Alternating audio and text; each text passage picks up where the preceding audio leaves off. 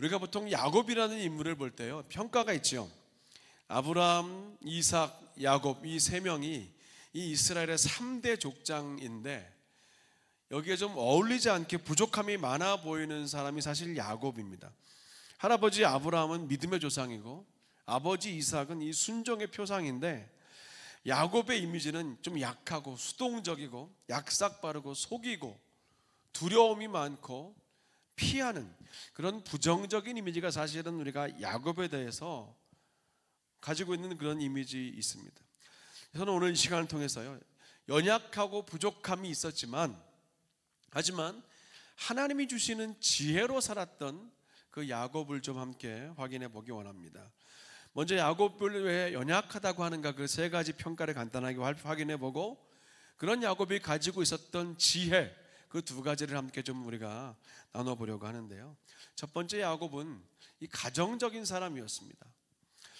지금 시대의 기준으로 보면 가정적인 남편이나 이 가정적인 아버지는 늘 인정받죠. 게다가 이제 요리까지 요즘은 잘하면 훨씬 더 금상첨화입니다.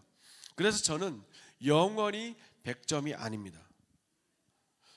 라면, 계란 후라이 이 두 가지 요리에서 이제 파생된 떡라면, 만두라면, 계란라면, 오믈렛 요 정도가 제가 할 수 있는 요리의 전부예요. 코로나 시즌에 저도 한번 유튜브를 찾아가면서 몇 가지 요리를 좀 시도해 봤거든요. 근데 제가 딱 만들어서 그 상에 올려놓은 요리를 저희 가족들이 그 쓴 웃음을 머금은 감사로 먹었어요. 감사한데 웃었는데 뭔가 씁쓸했단 말이죠. 제가 그 뒤로는 요리를 하지 않습니다. 그냥 조용히 내려놓고 삽니다. 근데 야곱은요, 어머니 리브가와 함께 부엌에서 요리를 즐겼던 것으로 우리가 보이지 않습니까? 형 에서에게서 장자권을 살 때도 본인이 직접 부엌에서 붉은 콩으로 죽을 만들었고, 그의 아버지 이삭에게서 장자의 축복 기도를 받을 때도 어머니와 함께 부엌에서 고기 요리를 했습니다. 이런 야곱을 성경은 두 가지로 보통 설명해요. 그는 조용한 사람이었다, 그리고 장막에 거주하는 사람이었다라고 말합니다. 그러니까 당시 사회가 기대하던 남성상, 그 남성의 이미지와는 조금 거리가 멀었다는 겁니다. 그래서 야곱이 가정적인 사람이라는 게 요즘으로 말하면 강점이겠지만 당시에는 이게 분명히 약점이기도 했을 겁니다. 두 번째, 야곱은 굉장히 의존적인 사람이었죠.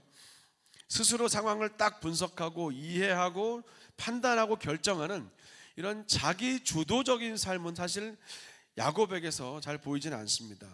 공부하는 학생들에게도 자기 주도적 학습이 굉장히 중요하고 사회생활이나 가정생활이나 교회생활도 마찬가지 아닙니까? 스스로 내가 할 일을 알아서 찾아서 하는 사람은 어디에서나 환영받고 인정받고 존경받죠. 이 야곱과 형 에서를 봐도 그렇습니다. 비슷하죠. 에서는 어릴 때부터 사냥을 했단 말입니다. 그 말은 자신이 직접 짐승들을 찾아내고 쫓아다니고 잡아야 했다는 겁니다. 근데 야곱은 안전한 집에 있기를 좋아했고 어머니와 함께 보내는 시간이 많아서 어머니의 지시와 어머니의 가이드에 잘 순종하는 모습이 많아요. 형 에서와 갈라지게 된 그 결정적인 사건인 그 장자의 축복기도만 보더라도 그 모든 것을 기획하고 준비하고 지시한 사람은 어머니 리브가였습니다. 어머니가 시키는 그대로 했기 때문에 아버지 이삭에게서 야곱이 이 장자의 축복기도는 받았지만 또 형 에서와 관계가 틀어져서 그 틀어졌을 때에도 어머니가 시키는 대로 짐을 싸서 외삼촌 라반의 집으로 가게 된 거죠. 세 번째, 야곱은 두려움이 많은 사람이었습니다. 두려움. 이제 이삭이 나이가 많아서 아버지 이삭이 분별력을 잃고 침대에 누워서 지내야만 하는 그때가 왔습니다. 근데 벌써 그때가 야곱과 에서 나이가 한 70세쯤 됐죠. 더 이상 이 장자 축복의 선포를 미룰 수가 없는 나이가 된 겁니다. 그래서 야곱은 이 눈이 어두운 아버지를 속이고 에서인 척해서 장자 축복 기도를 받지 않습니까? 이 사건으로 이제 에서가 야곱을 죽이겠다고 난리 쳤을 때 야곱이 좀 담대한 사람이었다면 형 에서와 이런 대화를 했을지 몰라요.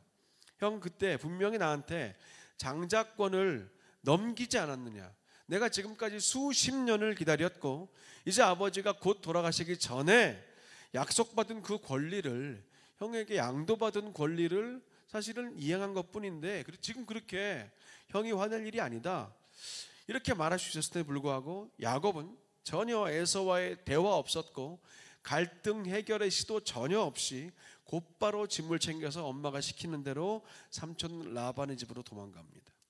그리고 라반의 집에서 20년을 지낸 뒤에 가족들과 재산들을 가지고 다시 아버지의 집으로 돌아올 때도 여전히 에서 만나기를 두려워했죠. 야곱은 두려움이 많은 사람이었습니다.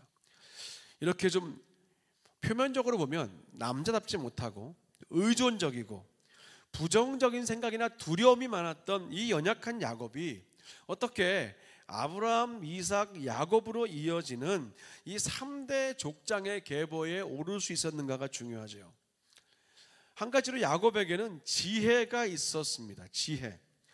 흔히 그 야곱의 지혜를 약삭빠름이라고 그렇게 말하기도 하고 교활한 자, 속이는 자라고 인지하기도 하지만 사실은 성경의 기준으로만 봐도 그거는 약삭빠름과 교활함이 아니라 에서의 눈에는 그랬겠지만 성경의 기준으로 보면 그것은 지혜였습니다.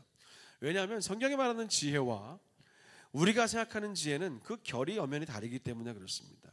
특히 잠언에 이제 그 지혜에 대한 정확한 설명들이 나와 있는데 그것은 하나님을 경외하는 것이 지혜다라는 대표적인 말이 있어요.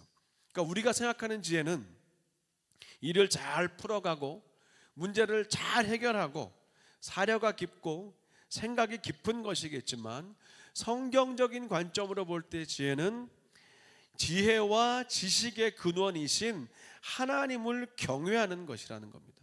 하나님을 경외한다는 말은요, 하나님의 때를 기다리고 순종한다. 그래서 하나님이 내 삶에서 일하시게 하신다라는 것이 하나님을 경외한다는 것의 실질적인 의미입니다. 하나님의 때를 기다리고 순종함으로 하나님이 내 삶 속에서 일하게 하시는 거죠. 그래서 진짜 지혜로운 사람은 먼저 하나님의 때를 기다리는 사람입니다. 힘들지만 그 길이 최선임을 알기 때문에 그래요. 기다림이 지혜입니다. 또 지혜는 하나님의 때를 기다리는 거라고 말씀드렸어요. 하나님의 때를 기다린다는 말은요, 우리 인생의 모든 시작 버튼을 내가 누르지 않고 주님께서 누르실 때까지, 그때까지 기다릴 수 있는가 묻는 겁니다. 분명히 기다림은 지혜의 중요한 모습입니다. 야곱은요, 이 장자의 축복을 기다렸고 또 라헬을 얻기 위해 기다렸습니다.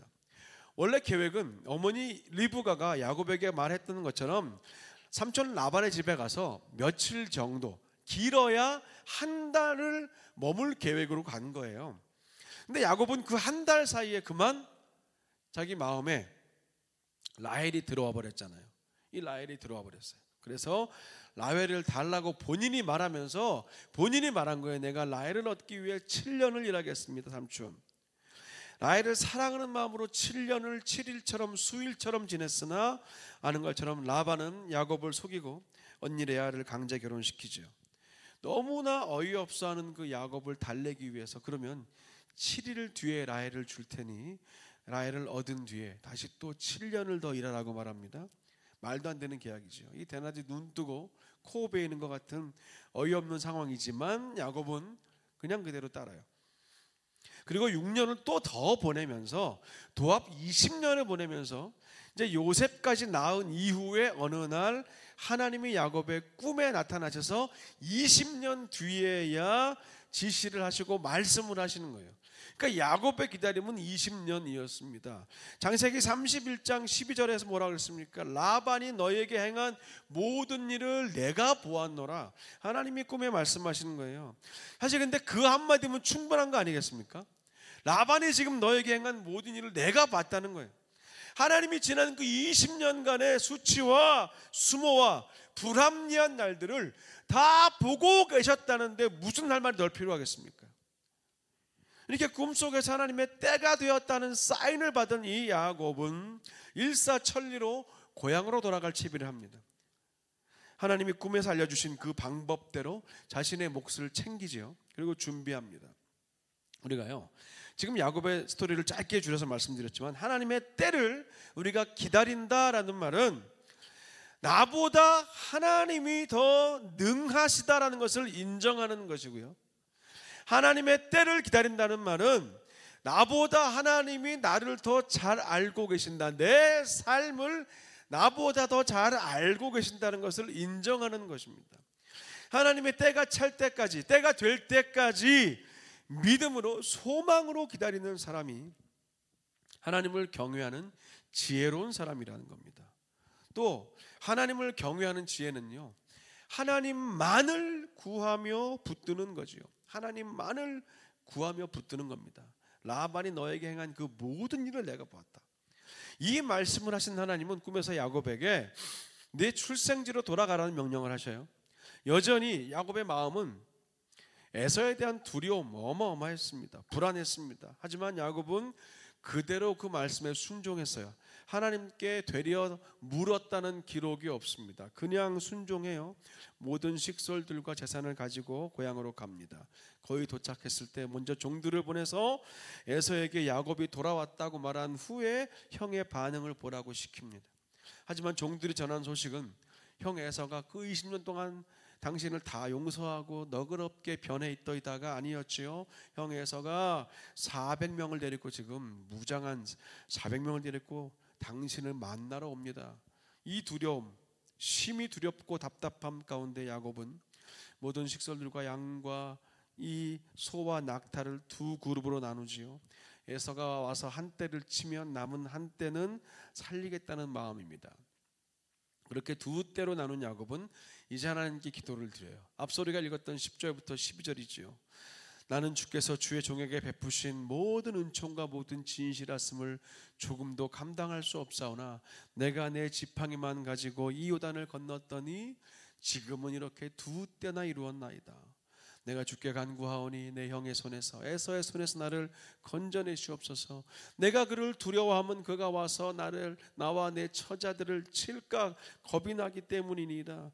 주께서 말씀하시기를 내가 반드시 너와 너에게 은혜를 베풀어 내 시로 바다에 셀 수 없는 모래와 같이 많게 하리라 하셨지 않습니까 하나님? 자, 솔직한 자신의 마음을 하나님께 올려드림과 동시에 마지막 12절은 언약의 말씀을 붙들고 기도하지 않습니까?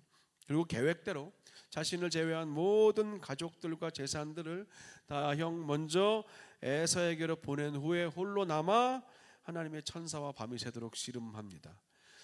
성경에서 씨름을 했다는 말은요, 간절히 붙들고 메어 달리고 전심으로 기도하고 간구했다는 뜻이죠. 여기에 우리가 발견하는 두 번째 지혜가 있습니다.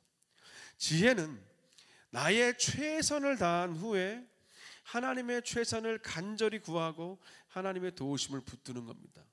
야곱이 할 수 있는 모든 것을 다 했어요. 더 이상 할 수 있는 것이 없습니다. 이제는 오직 주만 바라볼 뿐입니다. 골반 뼈가 다 위골될 때까지 간절하게 하나님을 붙들었던 야곱은 결국 이스라엘이라는 새 이름 받죠. 야곱의 뜻은 발 뒤꿈치를 잡은 자 아닙니까? 지금까지 야곱은 그 이름대로 살았잖아요. 앞선 자가 아니라 뒤에 선 자로 위축돼 살았습니다. 머리를 잡는 자가 아니라 발 뒤꿈치를 잡는 자로 살았고 위기와 위험을 만나면 도망치기에 급급했습니다. 두려워했어요. 그런데 이 야복 강가의 위골 사건을 통해서 이스라엘이라는 새 이름을 받습니다. 이스라엘의 뜻이 뭡니까? 하나님과 겨루어 이겼다라는 뜻이잖아요. 근데 조금 더 깊은 뜻이 있어요. 단순히 하나님과 겨루어 이겼다는 뜻이 아니라 더 깊은 뜻, 즉 이스라엘은 하나님께 간절히 기도하는 사람, 하나님의 도우심만을 전심으로 구하며 사는 사람, 이스라엘은 하나님이 주도하시는 인생을 사는 사람이라는 그런 의미가 있는 이름입니다. 이것이 바로 앞서 우리가 확인했던 하나님을 경외하는 지혜로운 사람의 두 번째 의미지요. 오늘 야곱은요, 인생의 위기와 위험과 다양한 두려움 앞에서 발 뒤꿈치를 붙들고 사는 구차한 인생이 아니라 간절히 하나님께 기도하고 하나님의 도우심만을 바라면서 하나님이 지금 나의 인생을 완전히 주도해 주시기를 구했습니다. 그래서 이스라엘이라는 새 이름을 받았지요. 하나님이 완전히 주도권을 가지고 계시는 사람하고 하나님이 아니면 나는 방법이 없다라고 몸부림치는 사람, 이런 사람들은 새 이름을 받아요. 야곱에게는 이스라엘이라는 이름을 주셨고 저와 여러분에게는 그리스도인이라는 예수의 사람들이라는 이름을 주신 거 아닙니까? 우리는 모두 새 이름을 받은 사람들이에요. 어떤 목사님이 이 부분에 대해서 하신 말씀에 많이 공감을 했습니다. 하나님은 자기를 찾는 이들에게 자신을 드러내시고 자기에게 호소하는 기도에 응답하십니다. 하나님은 밤마다 번뇌함으로 몸부림치고 불안해하고 도피하고 싶어 하지만 그럼에도 불구하고 마땅히 살아야만 하는 그런 생애 피할 수 없는 과제를 부둥켜 안고 고민하는 사람들과 하나님 아니면, 하나님의 도움이 아니면 어찌할 바를 모르는 그런 사람들을 위해서 우리의 역사 안에, 우리의 시간 안에, 우리의 공간 안에 들어와 활동하시는 분입니다 라고 말했어요. 하나님의 도움이 필요 없는 사람, 하나님의 은총이 없이 나는 스스로 얼마든지 살아갈 수 있다라고 그렇게 생각하는 사람에게 하나님은 전혀 자신을 드러내지 않으십니다라는 겁니다. 예수님도 그러셨어요. 아까 우리가 고백한 찬송의 그 참 귀한 고백 노랫말들처럼 예수님은 그 십자가 그 완전한 포기, 십자가 그 완전한 낮아짐을 하나님 앞에 들으셨고 하나님이 받으셨습니다. 그리고 지극히 높은 이름을 주사 하나님 보좌 우편에 앉히셨어요. 이 예수를 믿고 사는 우리도 그렇게 살아야 한다는 거죠. 늘 말씀드리지만 우리는 신앙의 역설, 이 삶의 역설을 항상 기억하며 살아야 합니다. 낮아져야 높아져요. 낮아짐으로 높아지고 내려놓음으로 얻게 되고 멈춤을 통해서 더 잘 달리게 되는 이 신앙의 역설이 우리에게 필요한 겁니다. 오늘 야곱은 연약한 사람이었습니다. 오늘 우리가 야곱의 연약함을 볼 때요, 전혀 남의 이야기처럼 들리지 않는 것도 우리에게도 역시 오늘 야곱의 연약함이 우리에게도 있기 때문에 안 그렇지 않겠습니까? 소극적이고 의존적이고 그리고 두려움도 많은 우리들이지만 하나님은 그런 우리가 지혜로 살기를 원하신다는 것을 우리가 오늘 말씀 안에서 확인합니다. 하나님을 믿는 그 믿음을 가지고 하나님의 때를 끝까지 기다리는 것이 지혜라고 말씀을 드렸습니다. 그리고 하나님을 경외하기 때문에 하나님의 도우심만을 구하고 붙드는 것이 지혜입니다. 세상은 이런 우리의 모습을 보면서 더디다고 미련하다고 말할지 몰라요. 하지만 우리는 하나님의 때를 기다리노라고 말합니다. 세상은 이렇게 하나님만 구하고 붙드는 지혜를 보면서 미련하다, 바보 같다라고 여길지 모르지만 우리는 그래서 하나님만을 구하고 붙든다고 오히려 더 강하게 고백하는 사람들입니다. 전 이것이 바로 오늘 설교의 제목처럼 연약하지만 지혜로웠던 사람 야곱을 통해서 우리가 오늘 확인하는 하나님이 기뻐하시는 사람의 33번째 메시지입니다. 함께 지금 기도하겠습니다. 기도하실 때에 찬양을 좀 먼저 할까요? 예, 내 영혼 안전합니다. 이런 가사로 되어 있는 찬송입니다. 내 아버지 그 품 안에서 내 영혼은 안전합니다. 주 손길로 내 삶을 안으시니 그 평강이 나를 덮습니다. 나 비록 넘어지며 흔들리지만 주 내 안에 거하며 나를 붙드시니 내 생각을 주께로 돌리고 주님께서 주시는 그 평강의 옷을 입습니다.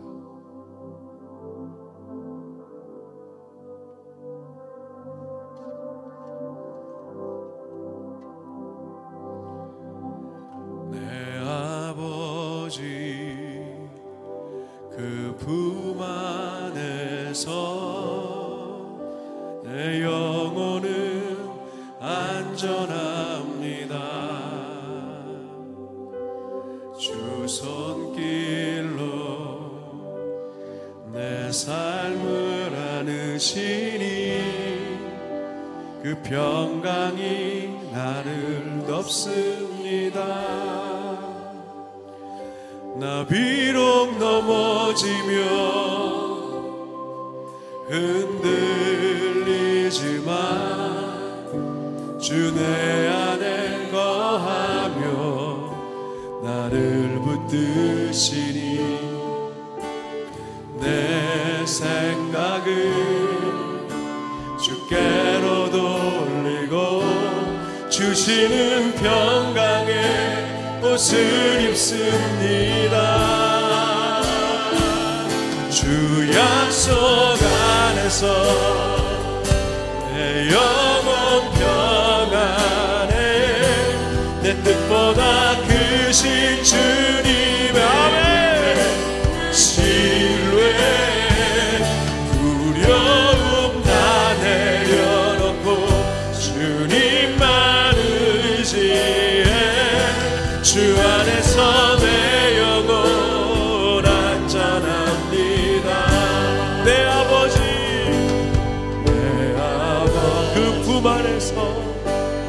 그 품 안에서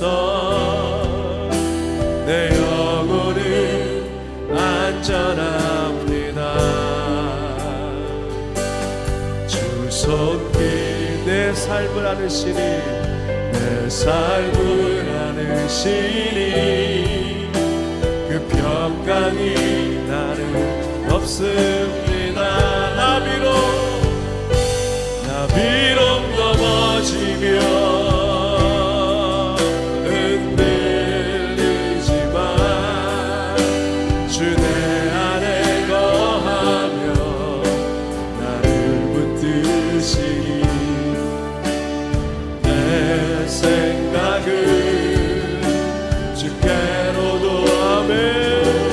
주시는 평강의 옷을 입습니다.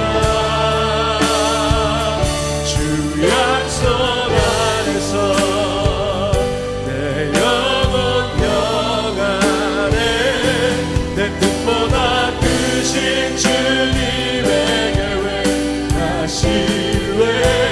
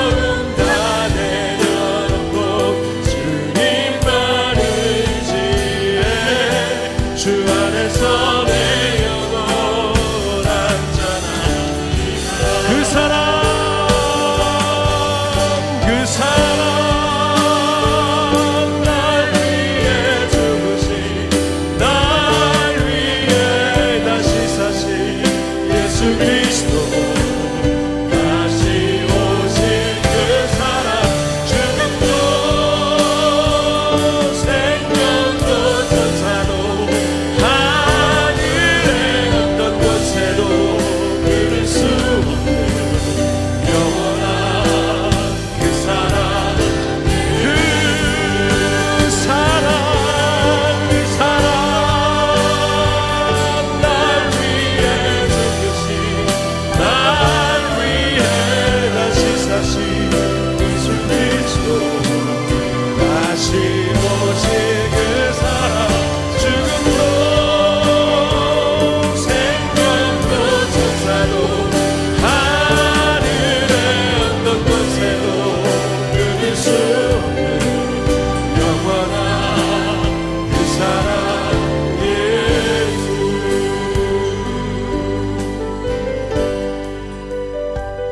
오늘 말씀 붙들고 기도합시다.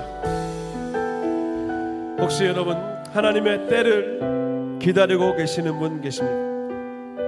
하나님의 뜻이 이루어지고 나타나기를 기다리고 계십니까? 그렇다면 더더욱 오늘 야곱을 통해 주신 하나님 말씀을 붙드시기 바랍니다. 내가 먼저 움직이고 내가 먼저 앞서가지 말아야 합니다. 너무 빠르지도 않고 또 너무 느리지도 않게 주님의 발걸음과 인도하심에 맞추어서 주님과 동행하는 그것이 지혜라고 성경은 말했습니다. 하나님의 때가 임하기를 기도하면서 하나님만을 의지하겠다는 결단의 기도가 오늘 이 시간 우리 모두에게 있기를 소망합니다. 신앙은 역설입니다. 신앙은 역설입니다. 급하니까 기다립니다. 내려가야 높이 가고 더 포기해야 갖게 됩니다. 더 잘 달리기 위해서 충분히 멈춰서 있어야 합니다. 이것이 예수님이 우리에게 가르쳐 주신 삶이고 이 땅을 살아가는 하나님의 지혜이고 오늘 야곱을 통해서 확인한 하나님의 메시지입니다. 하나님의 때를 기다리시는 분 계십니까? 오늘 말씀 붙들고 함께 이 시간 같이 기도합시다. 기도하시겠습니다.